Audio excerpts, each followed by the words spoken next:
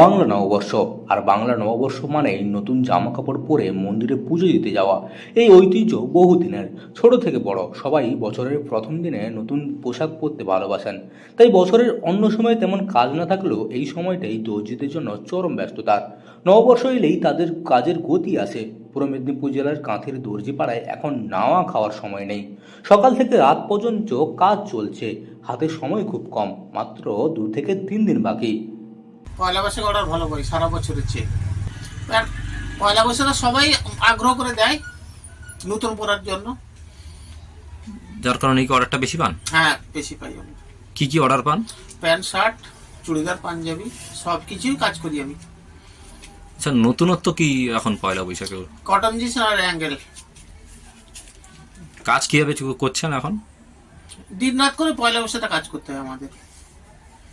Order মানে আপনি যে অর্ডারটা পান, বেশি কিসের অর্ডার পান? Pant shirt. সেটা কোথা থেকে অর্ডারটা পান? দূর দূরান্ত থেকে আছে, পাশাপাশি আছে। কাঁথের দর্জি পাড়ায় ঢুকলেই বোঝা যায় দর্জিদের ব্যস্ততার ছবি।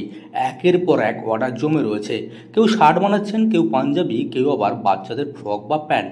মেশিনের যেন শব্দ থামছেই না। দর্জিরা নাওয়া খাওয়া ভুলে কাজ করে চলেছেন। কেউ আবার রাত জেগে কাজ করছেন অর্ডার ডেলিভারি দেওয়ার জন্য। ক্রেতারাও অপেক্ষায়। সময় মতো জামা পেতে হবে, তাই দর্জিদের ওপরও চাপ বেশি। তবুও হাসি মুখেই কাজ করছেন তারা।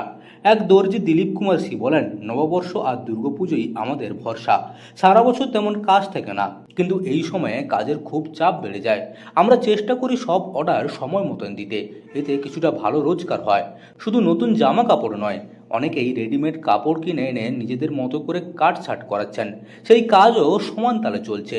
সারা বছর খুব একটা রোজগার না থাকলেও বাংলা নববর্ষ মানেই দর্জিপাড়ায় খুশির আমেজ দেখা যায়।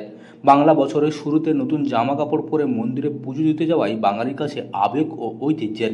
এটি শুধু একটি রীতি নয়, এটি সংস্কৃতি। তাই বাঙালি যত ব্যস্তই থাকুক, এই দিনটি তারা বিশেষভাবে উদযাপন করতে চায়। আর সেই চাহিদা পূরণে দর্জিদের ভূমিকা যে নেহাত কম নয়, তা প্রমাণ করছে এই ব্যস্ততার ছবি।